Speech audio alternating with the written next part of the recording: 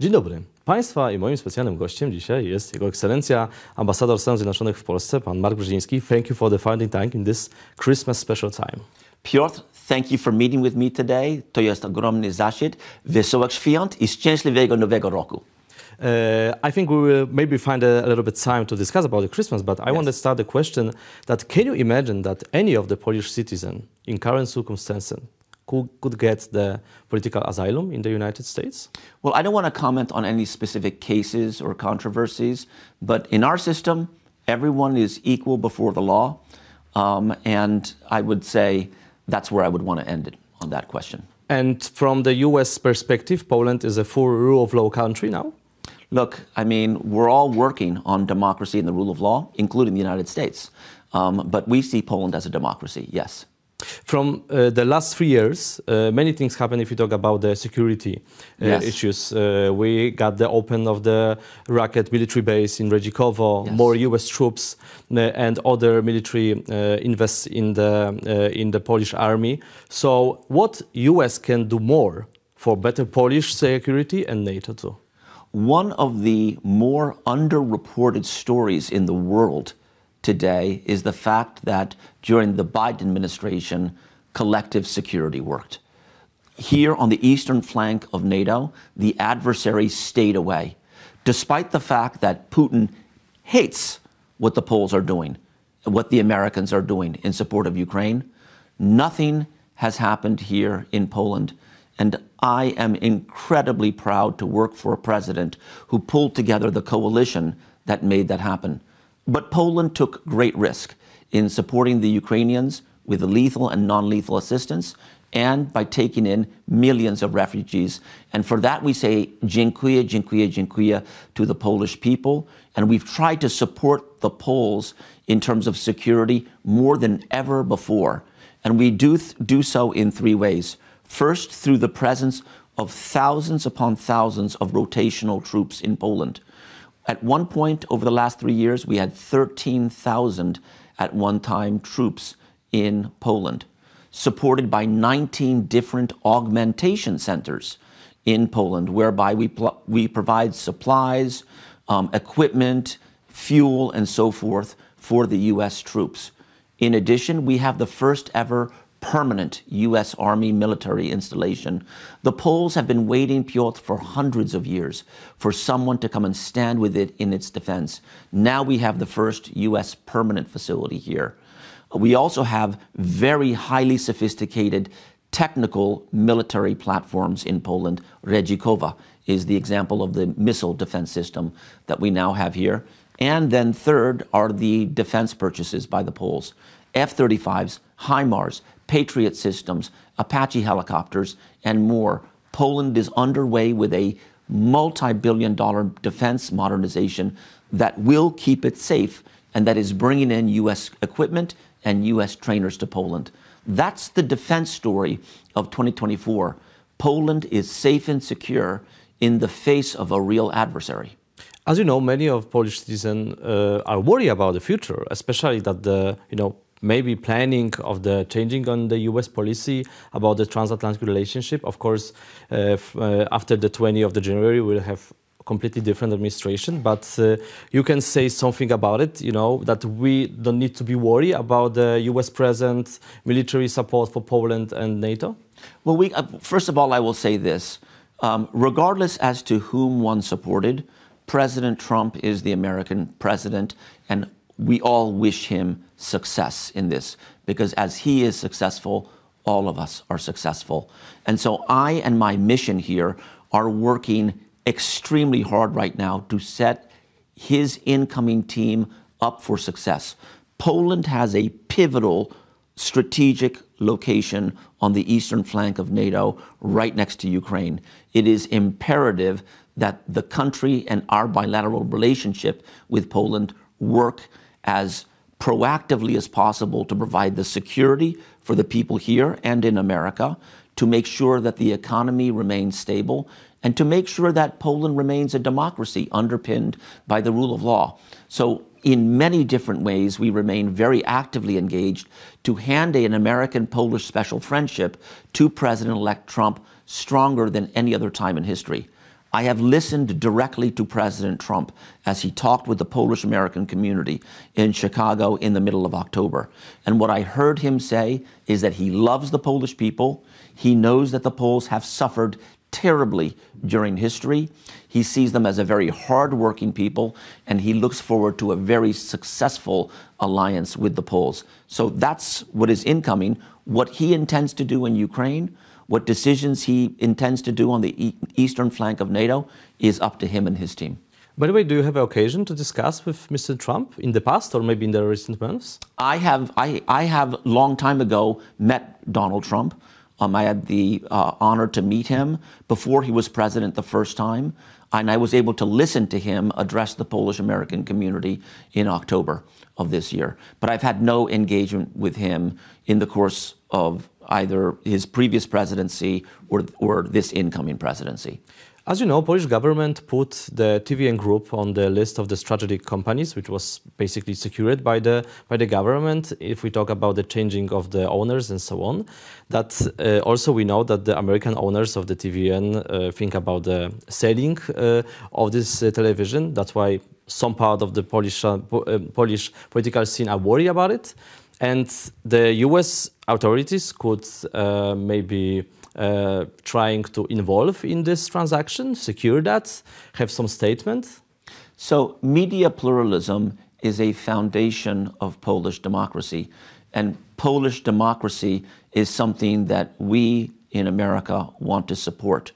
At the same time, any government interference with the media industry must be done according to international norms and must be done transparently. I don't have more information about this news item that you're talking about, the potential sale of TVN. I will say that TVN has been a truly fantastic participant in Poland's media landscape, and that's why I vigorously defended it in the course of my ambassadorship. And as I know, you was personally involving in the case of the Lex TV. Absolutely, right? That's right. I was personally involved in it from literally my first day as ambassador. I was sworn in administratively as U.S. ambassador to Poland on December 21st, 2021. And literally the next day, I met with then Polish ambassador to Washington, Marek Magierewski, to talk about Lex TVN and to really, in many ways, ask him to align with me on a concept. I could sense that he was a very capable person who would have credibility here back in Warsaw. And what I proposed to him is that if he would convey our request that Lex TVN be vetoed, because to us it was truly interfering with the practice of freedom of media and freedom of expression in Poland. And if that could happen, given the democratic value that that would reflect, I could really uptick the top-level engagement with the Polish leadership, President Biden, the Secretary of State, the Secretary of Defense. And it turned out fortuitously that that happened because less than 2 months later, Russia invaded Ukraine. And it was good that we had this top-level engagement between our presidents, between our secretaries of defense. In fact, Secretary of Defense Lloyd Austin came out to Poland before the Russian invasion of Ukraine. Those were important communications and dialogues to already have underway by the time Russia had invaded Ukraine.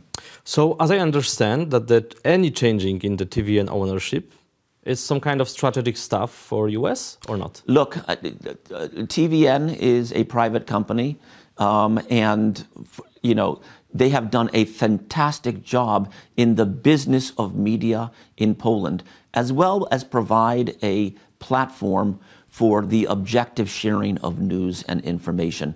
That is a democratic value. And at this point, we've made very clear that media pluralism is an important feature of Polish democracy and something that we support, and we certainly hope that TVN remains within the context of the practice of freedom of the media in Poland. And we've made that clear, and everyone understands. When you met last time the President Biden and what you hear about him? President Biden, I last talked to at the very end of the summer, in late August of this year. And what you hear from him? You discuss about Poland, or I certainly discussed with him about Poland. I don't want to talk specifically about what we talked about, actually, but I spoke to him at the very end of the summer.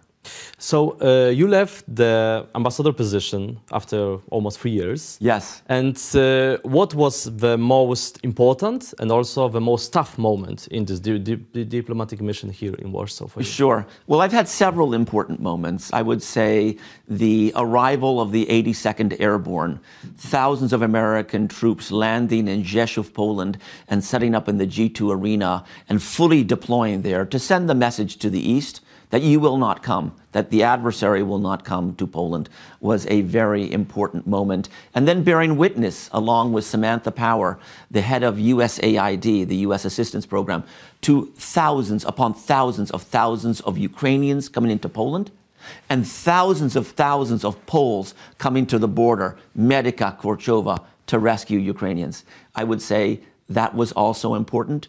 Third, I would say the signing of the principal agreements underpinning Poland's very first civil nuclear power program.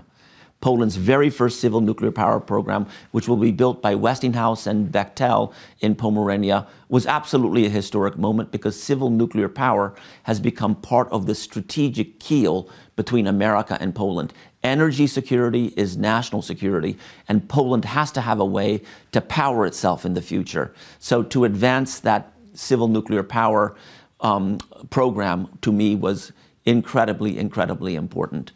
And then last, when I was able to bring President Duda and Prime Minister Tusk to the Oval Office, to the White House in March of this year, together, to make an expression in America that some things rise above politics, that the security of Poland, the security relationship between Poland and America, the future of Ukraine and the future of NATO, they supersede politics. And there you had the two principal political leaders of Poland, President and Prime Minister, in the Oval Office with President Biden, speaking in one voice about a unity of purpose and a shared definition of the challenge, to me was a remarkable moment. If you talk about the politicians in the past 3 years, you have many occasions to meet the. I did, yes. A lot of them, president, prime ministers. How this meeting looks like? Can you share, some stories, maybe from the background about these meetings? Sure, and I would say that we developed a very practical, constructive engagement. Remember, before the Tusk government, we had the Law and Justice Party, and I had an extremely practical, continuing dialogue with Prime Minister Morawiecki, Defense Minister Błaszczak, President Duda, Paweł Solok, Jacek Siewiera. And we got a lot done, even though we were in ideologically different places. I got to know Chairman Kaczynski pretty well. How many times you with met him? I met him a number of times in Nowogrodzka and also down here on Sobieski Street on those official residences. Yes. That go up the hill there near the president's Belvederska residence. And we developed a very practical conversation about the future of Poland and the civil nuclear power program, about the global minimum tax, about a number of other topics. And it was practical and constructive. And I will say this about Chairman Kaczynski: when he said he would do something, he did it by a time and date certain that he promised. And we appreciated his discipline and his delivery on a number of key things. How do you see the future of the Polish-American relations?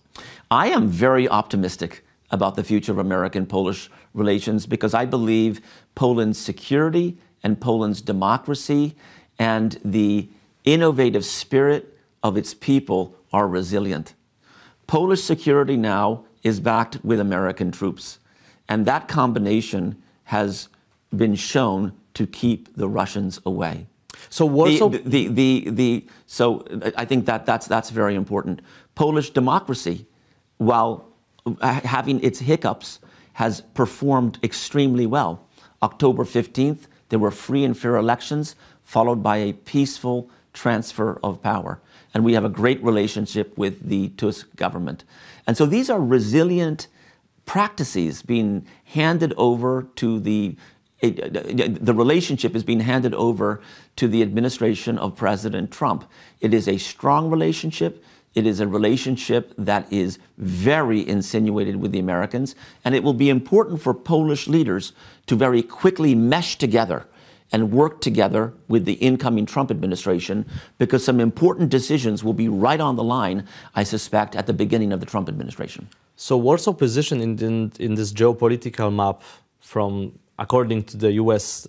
Point of view, is rising? It has ascended, absolutely. Warsaw's position in Europe, Warsaw's position in the transatlantic relationship, Warsaw as a factor in geopolitics has absolutely ascended. Why?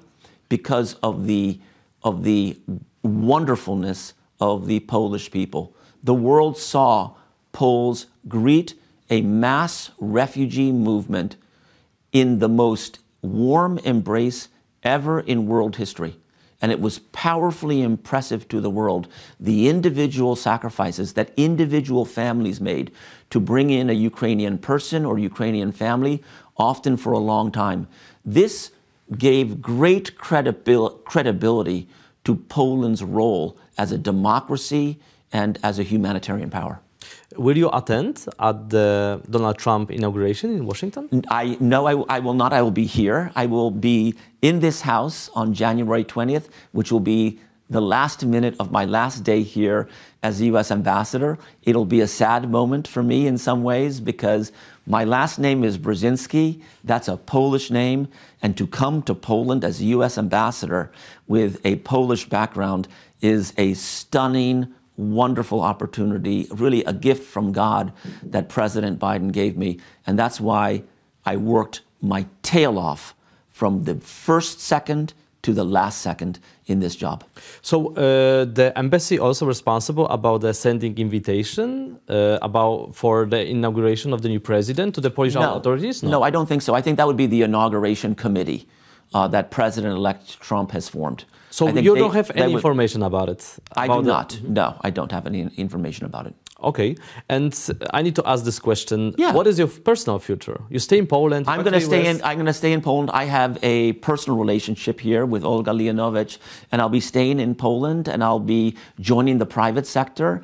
And the private sector is where I came from in this job. I've had a career that's gone back and forth between government positions and the private sector. So I've made this jump a number of times. After the Clinton administration, after the Obama administration, now after the Biden administration, back into the private sector. The private sector is tremendously creative and innovative, and I'm looking forward to getting back into it. Yeah, but you think about back to the diplomatic corpus maybe in the near future? I mean, I have public service in my blood. And so if I can support the American government and the will of the American people in the future, it would be my honor. We're discussing very special Christmas time. So how looks like your Christmas, and how is different between how your family, your neighborhood in America and in Poland, celebrating this special? Yes, well, actually, they are quite similar, because my family celebrated Vigilia in the Brzezinski household, and Christmas for my mom and dad was incredibly important and wonderful.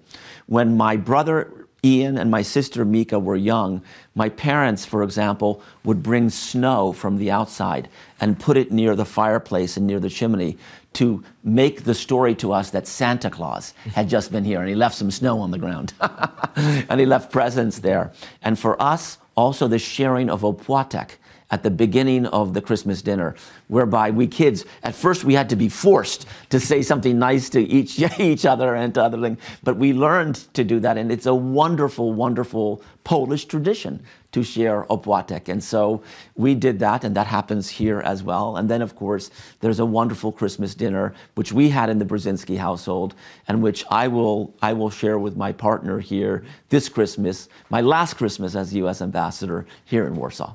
As you know, that the Christmas in Poland also have a lot of American parts, Yes. A lot of Poles watching the Home Alone in the TV, singing the American songs. Yes. That you see some kind of the Polish tradition which existing in the Christmas celebration in U.S., if you talk about the ordinary citizens? Well, I think, first of all, bringing the entire family together and sharing something memorable and good wishes for everyone is very much part of the American Christmas tradition and is very much part of the Polish Christmas tradition. And so I see that similarity. I also see Christmas trees in Polish households. That's very much part of the Christmas in America. And so those are two things that are examples of that. Last question about the moving, because, you know, how this place we talk in your residency in the Mokotów district in Warsaw will change, you know, how many boxes you need to, you know, take from this place. This is like the big process, or? It's a huge process because you're moving, in my case, from one country to another when I came here. And as you can see, you know, in this room, I have lots of artifacts. In this room, especially from my late father, Zbigniew Brzezinski. Here's my father and the Pope. Here's my father's Presidential Medal of Freedom he got for normalizing relations with the People's Republic of China. This is a blow-up of his memoirs as National Security Advisor, a blow-up of the cover. Most of this stuff will go back to long-term controlled storage in the United States, waiting for me to get back to the United States when I have a home to put it in. It will be like big car, or I don't know? No, some is sent by sea, and some is sent by air. We have sea shipment and air shipment, and you have to kind of categorize it. And so on January 20th, I will have to be out of here because this is not my house. This is the American government's house and the American people's house. And the American people have chosen President-elect Trump to run the government. So this is their house. I will be out of here by January 20th, but I will say that I will do everything I can to support my successor, everything I can to support President-elect Trump so that they are successful advancing the American interest. So what is the major tip or advice to your successor for the next ambassador? My major piece of advice to my successor is connect with the Polish people, travel around this beautiful country, engage with as many different Poles from as many different walks of life as you can, not just in Warsaw, not just in the four largest cities of Warsaw, Poznań, Kraków, and Wrocław. Go to Białystok, go to Przemyśl, go to Szczecin, go to Bemowo Piskie, go to Mirosławiec, go to smaller places like Police or other places, and get to know the Polish people. You will see a gościnność, you will have interesting conversations, you will meet people who have learned a lot from history and who are ready for tomorrow and to be America's friends as we jointly engage tomorrow. Thank you very much for this very nice and in-depth conversation. Our guest, naszym gościem dzisiaj był Wasza Ekscelencja, pan ambasador Mark Brzeziński, ambasador Stanów Zjednoczonych w Polsce. Of course, Merry Christmas, Happy New Year, and good luck in your next career positions. Piotr, wesołych świąt, szczęśliwego nowego roku, powodzenia i dziękuję za wywiad.